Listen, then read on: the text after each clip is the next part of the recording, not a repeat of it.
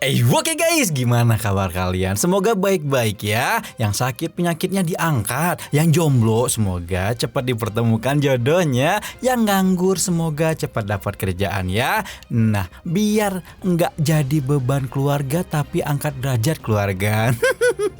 Nah, sebelum kepanjangan nih basa-basi busuknya ini ya, Cakra Diva mau ngucapin nih selamat datang di channel baru Cakra Diva yang namanya Mancamaya. Nah, Mancamaya itu ada artinya lah. Nanti Cakra Diva kalau ada kesempatan dijelasin ya. Nah, buat teman-teman mungkin ada beberapa yang bingung ya. Nah, kenapa sih Cakra Diva pindah gitu? Nah, jadi guys sebenarnya Cakra Diva juga ogah gitu ya pindah channel, kan bentar lagi mau 1 juta tuh channel Cakra Diva. Cuman ya ini nih si YouTube nih agak dolim sama Cakra Diva nih, nggak tahu nih agak iri dengki hasut gitu ya. Nah, gitulah ya. Ya intinya pokoknya Cakra Diva pindah ke sini gitu, ke channel Mancamaya dulu ya. Terlepas nanti Cakra Diva bisa selamat atau enggak ya. Yang penting kita gaspol di sini dulu ya. Bukan apa-apa gitu, banyak bayaran guys.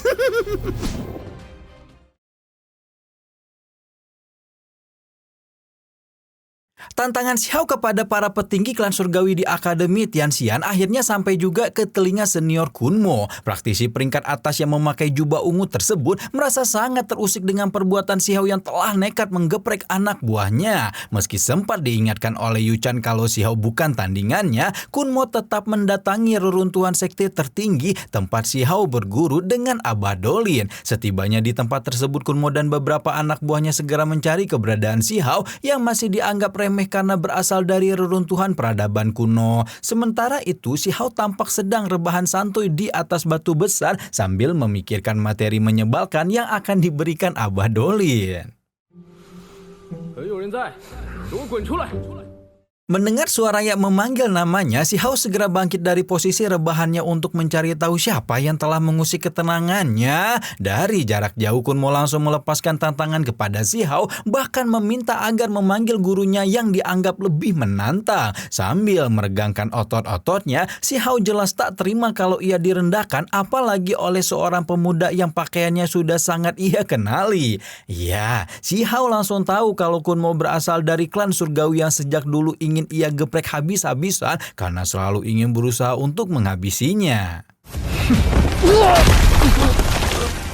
Meski merasa dirinya hebat, siapa sangka kalau Kunmo malah dibanting oleh Xiao dengan keras bagai sedang mencuci baju belubuk yang sedang penuh dengan kotoran. Seberes membuat Kunmo lemah tak berdaya, Xiao lantas mengalihkan perhatiannya pada 3 murid Akademi Tianxian yang juga ingin diberi pelajaran. Akan tetapi mereka malah pura-pura tidak mengenali Kunmo agar bisa selamat dari kemarahan Xiao yang udah bikin bulu ketek merinding. Ketiga murid yang ketakutan itu mengaku telah datang ke sana untuk napak tilas sekte tertinggi serta mencari batu takdir langit dan bumi. Tentu saja harta karun langka yang disebutkan membuat Xiao penasaran hingga memaksa Kunmo untuk bangkit dan berniat menyerangnya. Akan tetapi...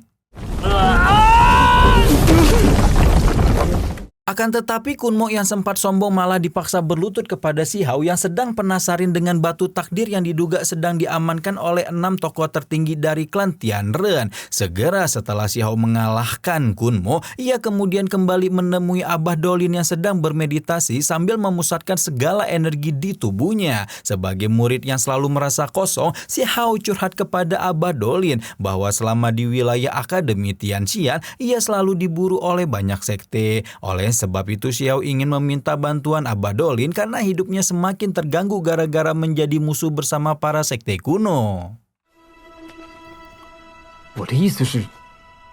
Sebagai murid yang sangat haus akan berbagai rahasia di tempat itu, Xiao tanpa ragu mengungkapkan bahwa ia ingin menghancurkan anggota sekte surgawi yang dari dulu menyerangnya. Dia juga ingin mencari keberadaan batu takdir langit dan bumi yang diyakini diamankan oleh para master di wilayah tambang sekte Tianren. Segera ketika Xiao hendak pergi mencari keberadaan batu tersebut, ia dibekali peta tambang sekte Tianren yang bisa mengarahkannya ke titik harta karun tertinggi. Singkat cerita, ia benar-benar tiba di arena pertambangan berkat petunjuk yang diberikan oleh Abadolin.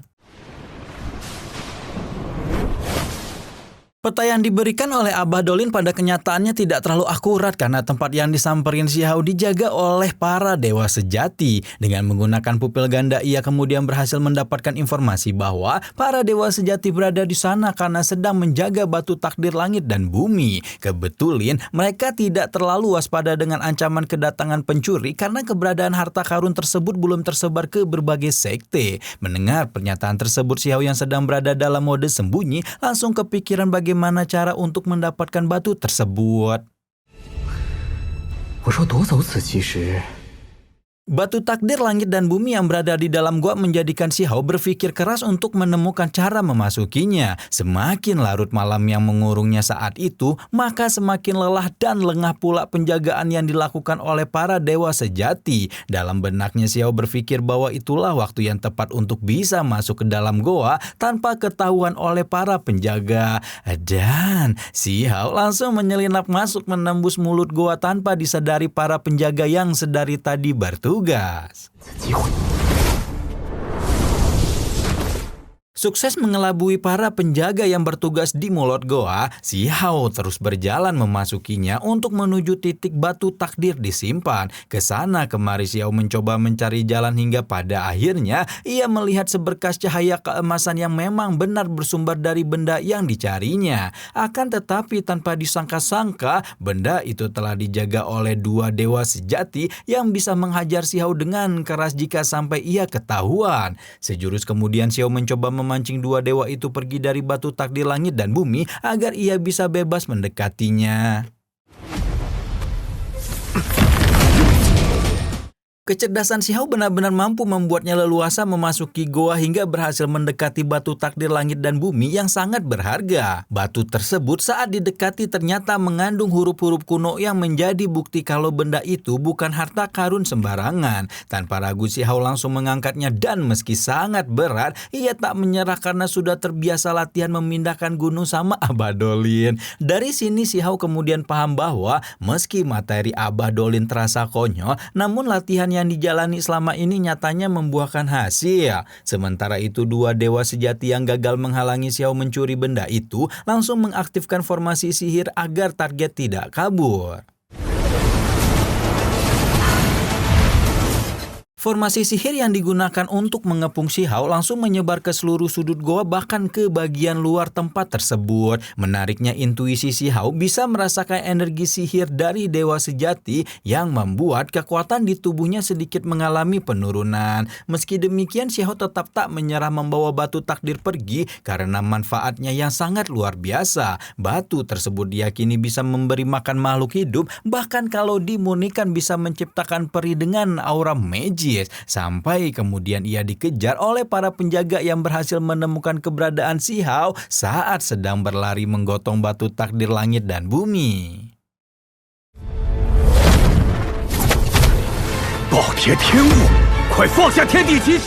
Melihat si Hao terus berlari sambil membawa batu takdir langit dan bumi, para penjaga memperingatkan agar ia menyerah karena kalau dibayar dengan ratusan nyawa pun, benda itu dinilai masih jauh lebih berharga. Meski begitu, si Hao tak peduli dengan peringatan para penjaga sehingga ia memilih untuk lebih kencang lagi berlari demi harta karun tertinggi tersebut. Sontak saja para penjaga mengeluarkan formasi rantai yang pada kenyataannya gagal mengikat tubuh si Hao. Bahkan para penjaga yang lebih banyak bermunculan serta sama-sama menggunakan formasi pedang dan rantai meski si Hao tidak kunjung tertangkap.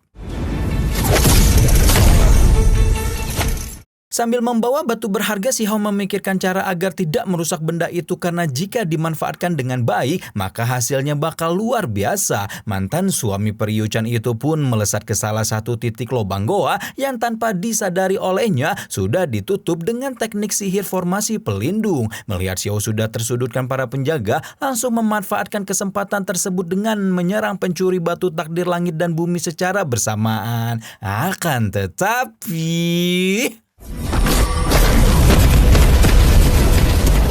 Serangan gabungan yang mengarah ke tubuh si Hao bisa ditangkis dengan baik berkat batu jimat pelindung yang berwujud seperti kertas yang waktu si Hao menemukan jimat tersebut saat berada di ruang bawah tanah istana kuno. Masih ingat kan? Dari sana ia mengetahui kalau kertas jimat bisa digunakan berkali-kali sehingga mampu menyelamatkan nyawanya ketika sedang berada dalam keadaan sulit. Dan walaupun si Hao berhasil melepaskan diri, nyatanya ia masih terus dikejar para penjaga yang bebarengan mengejar tanpa kenal lelah, hingga kemudian si Hao memotong batu besar takdir itu menjadi beberapa bagian agar bisa mengalihkan perhatian para musuh yang mengejarnya.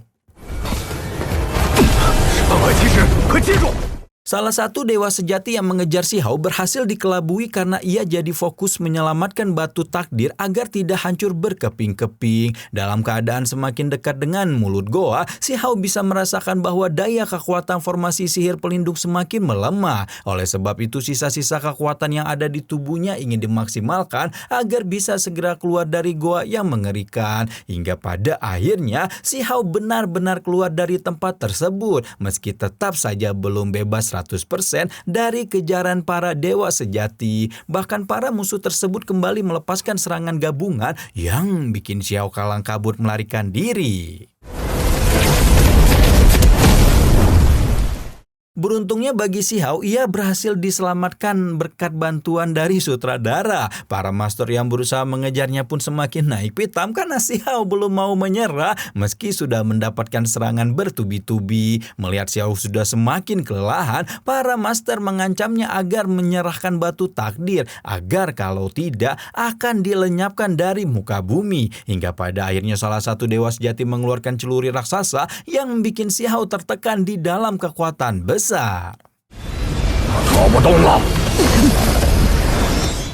Ternyata celurit tersebut bisa menghujam energi mengerikan yang bikin si Hao merasa berat membawa batu takdir meski benda itu sudah berkurang sebagian. Singkat cerita, batu besar yang dibawa si Hao hancur berkeping-keping gara-gara celurit raksasa yang membuat para master di sana terpental. Meski harta karun itu sudah hancur, tetapi justru memunculkan inti batu takdir langit dan bumi yang langsung diamankan oleh si Hao. Tak berhenti sampai di situ, ia langsung membuka formasi ruang kekosongan yang mampu membawanya pergi menjauh dari kejaran para penjaga.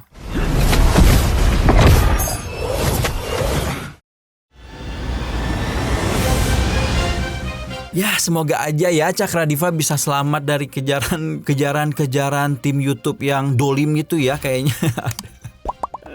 Aduh, ya udah ya kalau gitu nanti ketemu di video selanjutnya. Rama di sini pamit. Bye bye.